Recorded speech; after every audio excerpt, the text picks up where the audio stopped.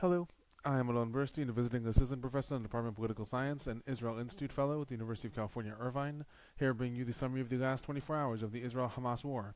It's currently the evening of February 3rd, 2024 in the United States, the morning of February 4th, 2024 in the Middle East. I will note that tonight's summary is going to be a rather abbreviated summary. I will be back giving full summaries tomorrow. Starting with the hostage situation, everyone is still waiting for Hamas's answer to the deal that was given through negotiators several days ago.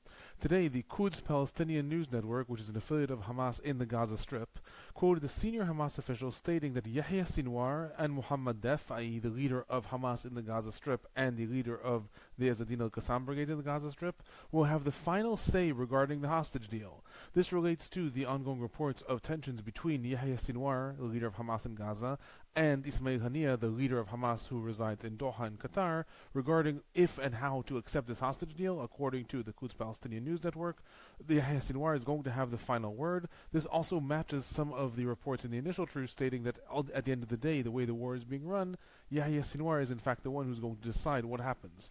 In addition, this comes amidst reports that Ismail Haniyeh has postponed his trip to Egypt, who he was supposed to travel to Cairo in order to proceed with the negotiations in light of these disagreements. According to reports, these disagreements are still being debated within Hamas. In Israel, the expectation is in the last 24 hours that Hamas is likely going to respond positively. However, it is also going to set high negotiating terms, including being the ones to select which Palestinian prisoners are released and setting a very high bar for how many Palestinian prisoners are released per each hostage. Other reports are that Hamas is going to insist on Palestinians being allowed to return up north in the Gaza Strip as part of the truce, as well as guarantees either that Israel will stop the fighting later on, or guarantees regarding the rebuilding of the Gaza Strip. According to different reports, Hamas was supposed to reply to the deal in the weekend. In Israel, there's an expectation this may happen tomorrow. However, right now, everyone is still waiting. Regarding the ongoing fighting in the Gaza Strip, today there was a barrage of rockets sent from the Gaza Strip targeting the southern parts of Israel for the first time after 4 days of no rockets being sent. Rockets targeted the areas surrounding the Gaza Strip, specifically Nirim and Ein HaShlosha. Regarding the ongoing fighting in the Gaza Strip, the northern parts of the Gaza Strip and the El-Shati refugee camp, the IDF is continuing its activity after it invaded the camp several days ago. A major tunnel was reportedly found with an elevator going deep underground. In the underground facility, substantial weaponry was uncovered, including night vision equipment, intelligence information, as well as rocket launchers. The IDF also identified a Hamas unit that was trafficking weapons in the area that was attacked from the sky and destroyed. An important report came in regarding Gaza City. AP published a report showing that Hamas has begun to be more active in assuming control of the regions of Gaza City after the IDF has evacuated from them, and has specifically begun deploying police officers and paying partial salaries to government employees who are returning to work. Local residents reported that Hamas police officers are appearing in civilian clothing and that other government officials are appearing in different areas. Some reports stated that those areas were bombed later by Israel. A Hamas official was quoted in the report in AP, stating that the police presence there is an attempt to restore order after the IDF withdrawal, and they added that Hamas leaders have ordered the restoring of order in areas the IDF withdraws from in order to prevent the looting of stores and houses of those Gazans who have evacuated down south, as well as to show presence of Hamas that even though it is underground in the southern parts of the Gaza Strip, it still actually has a presence and an active ability to govern in the north. Government officials of Hamas in the area of Gaza City are also quoted as receiving partial salaries in the last week. Regarding the central parts of the Gaza Strip and the central camps, its ongoing reported activity, the IDF reportedly stormed several different locales. Following intelligence reports, gun battles were reported in the Nuseirat refugee camp as well as an El Bureid refugee camp, and anti-tank missiles were reportedly destroyed. Moving down south to the Gaza Strip, reports are that ongoing battles are continuing in the western parts of the city. Both the Al-Qassam brigades and the IDF reported intensive gun battles throughout the day. Other news related to the Gaza Strip. There was a report today that Israel is in advanced negotiations with Egypt, and that the United States is involved also, about moving the Rafah crossing from its current location to the area of the triple border between Egypt, Gaza, and Israel, such that Israel and Egypt will be able to cooperate on its security, and there will no longer be the tension about a border between the Gaza Strip and Egypt that is not under Israeli control. According to the report, the United States supports this move. The sources added that Israel and Egypt were also debating establishing an underground obstacle like the one that exists between Israel and Gaza. I will add that the underground obstacle between Israel and Gaza was not breached on October 7th. All of the attack happened above ground. The reports are that Israel and Egypt are negotiating establishing a similar underground barrier to avoid any weapon smuggling between Egypt and the Gaza Strip, and that Israel is still debating its Rafah operation and negotiating this with Egypt as well. Other news, the IDF today dropped thousands of leaflets throughout the Gaza Strip, shaped like a newspaper, with the title of the newspaper being Reality. The newspaper, quote-unquote, reports about Hamas's mistreatment of the population of the Gaza Strip, quoting Musa Abu Marzouk, one of the senior leaders of Hamas, stating that the tunnels of Hamas were built for the fighters themselves and not for civilians who should, quote, be careful from IDF bombings. The paper concludes stating to the Gazan population, "You are still silent, wake up, your future is in your hands." Regarding casualties, one IDF soldier is reported killed in the Gaza Strip in the last 24 hours, bringing the total number of IDF soldiers who were killed in the Gaza Strip since the invasion began to 225. A total of 1,296 IDF soldiers reported injured in the Gaza Strip since the invasion began.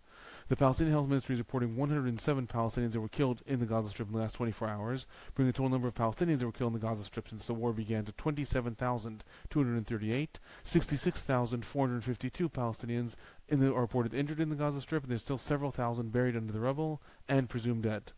Moving on to the humanitarian situation in the Gaza Strip, the IDF today reportedly opened up an investigation regarding how the information that the military had uncovered about those 12 workers who were participating in the October 7th attack, how that information leaked out of the IDF and actually made its way to UNRWA. That was what started the chain of events right now. A senior official in Israel met with the head of UNRWA last week and gave him the information. He in turn fired those 12 workers and declared a public investigation, which started the chain reaction, Israel screaming about the world funding UNRWA and a lot of different actors in the world stopping the funding to UNRWA. The IDF reportedly is growing increasingly concerned about this, stating that now is not the time to try to give a quote-unquote knockout blow to UNRWA without there being a replacement to provide humanitarian aid in the Gaza Strip. Moving on to the West Bank, substantial IDF activity was reported in several areas of the West Bank today. Specific activity was reported in the areas of Nablus, Tubas, and other areas in the Jordan Valley. 6 Palestinians were reported arrested in the last 24 hours. Moving on to the northern parts of Israel, southern parts of Lebanon, there were continuous rockets and missiles sent from Lebanon towards northern Israel, although less than in previous days. Rockets started in the area of Matat in the Upper Galilee, Evan Menachem, Yarun, Avivim. There were also several hits in houses in Avivim. There were also some rockets sent towards the Bar-Am and Zarit area. Hezbollah stated that it fired a Falk 1 missile towards the Biranit outpost. Regarding IDF retaliations, IDF reported that warplanes attacked military compounds of Hezbollah in Ataiba. A Hezbollah command center in Yarun was also attacked, and lookout posts in the Meruchin and It Ash'ab area were attacked as well. In addition to this, Lebanese sources reported IDF retaliations in the areas of Yatar, Beit Lif, and Al-Mash'ab, and Al-Manar also reported that there was IDF artillery fire in the Rashia El-Fahar area, Markaba, as well as Yarun. Other news, the IDF spokesperson stated today that the IDF has killed over 200 Hezbollah terrorists since the war began. This number is substantially higher than the amount that Hezbollah states have died since the war began.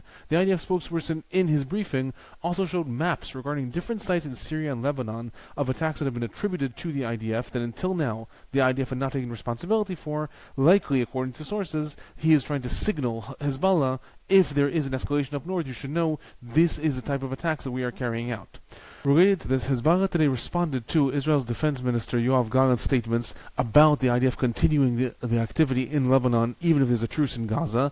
Asked about this specifically, senior Hezbollah officials were quoted in different newspapers stating if this happens, Hezbollah will no longer be fighting a supportive war of Gaza, and Lebanon will not be a supporting front, but rather will turn into an active front, specifically stating there will be a Lebanization of the entire war. Moving on to the regional development, today the United States carried out a second phase in its retaliation. So it started with retaliations against different targets in Iraq and Syria. Today the United States and the United Kingdom announced a major bombing raid throughout Yemen, attacking 36 different Houthi targets in 13 different locations. The reports added that the targets included weapons warehouses, missile launching systems and sites, air defense systems, and radar centers. Prior to that attack, the U.S. Central Command also reported that the coalition attacked and destroyed 6 nautical cruise missiles in Yemen, and that yesterday 12 drones were also intercepted, most above the Red Sea. Relating to the attack today, Reuters quoted 2 U.S. officials stating that the targets were specifically Iranian-affiliated targets, i.e. not just Houthi targets, but possibly targets either that had Iranian officials, or possibly that weapons had been supplied by Iran, or something like that. Related to these attacks, Mohammed al-Bahtai, who is a senior figure in the Houthi leadership, stated that this escalation will be met with further escalations from the Houthis. Regarding the attacks yesterday, Iraq stated that in the U.S. attack in Iraq, 16 people were killed, including civilians, and that 25 were injured. The Iraqi government also denied that the U.S. informed the government prior to the attack, even though the United States said that it in fact had informed the Iraqi government. Onto some of the political and general trends. The U.S. Speaker of the House, Mike Johnson, stated today that the United States will vote next week on an independent aid package to Israel. Until now, the Biden administration has been trying to connect the aid package to Israel with the aid package to Ukraine. According to the Speaker of the House, this is now going to be voted upon separately. That package reportedly includes $17.6 billion in aid to Israel. In other political news, U.S. Secretary of State Antony Blinken is due to arrive in Israel tomorrow after his visit was postponed by several days. This is going to be his 6th visit to the region since the war began. He's going to visit Israel, the West Bank, Egypt, Qatar, and Saudi Arabia as part of the United States' attempt to promote their regional deal that they have been working on in the coming months. That is my report for the last 24 hours. I'll be back tomorrow.